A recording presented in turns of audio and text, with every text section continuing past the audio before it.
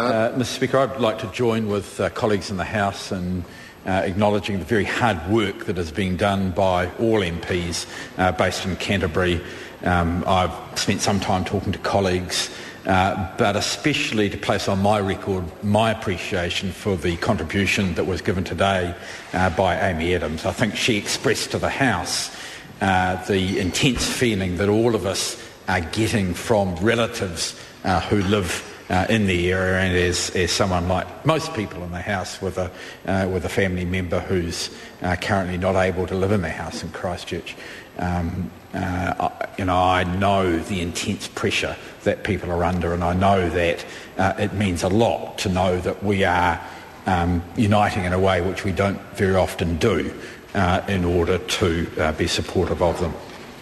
Mr Speaker, I, like my colleagues, want to make some comments on the South Canterbury finance situation, and I think that members who have been following Labor members' views on this will know that they haven't always been consistent with one another, and Mr Power and I have exchanged some views which have been closer to each other's on occasions in this one.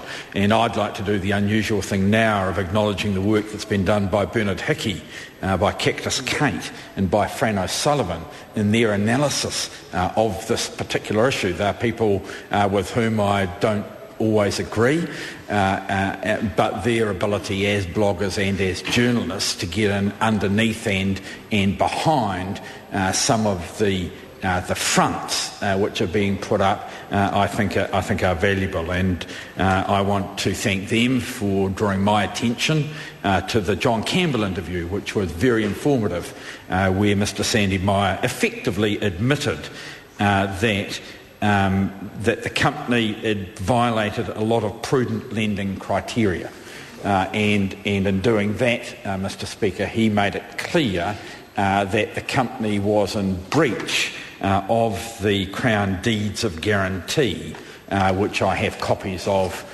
here, and I will seek to table in the House at the end of the time, because there is an obligation to conduct the affairs in a proper, business-like, efficient and prudent manner. And what Sandy has made clear is that did not occur. Analysis has shown that it is in breach of its trust deed, and audited accounts were not available at the time that it was appropriate for them to be available. And in fact, there had to be a waiver from the stock exchange in order for the late accounts to be filed, and as is now obvious, they were being held back in order to get a better rating from the rating company, and after the rating came in, the new accounts were audited and were made available. So the company was in breach of both of the trust deed and stock exchange regulations, as well as the Crown Deed of Guarantee. Mr Speaker, and I think what we're going to get to at some stage is finding out effectively who knew what when. Because in this one there are 4 deeds of guarantee, and notwithstanding comments from the Prime Minister, all of these were entered into in the time that he was Prime Minister. Every single one of them. There was no deed of guarantee for South Canterbury Finance under the Labor government. They came into the scheme at the time Mr English was the Minister of Finance. And most importantly, Mr Speaker, the one which was entered into in April this year, when at a time when they were very, very clearly in breach of their requirements, leaves open the question as to why Mr English allowed them to be part of the continuation. Why did he allow them to continue to take deposits with a very clear government subsidy? I mean, the amounts probably people could have got 4% if they were lucky. They were getting 8.5% with a government guarantee as a result of Mr English's decision to let them stay in.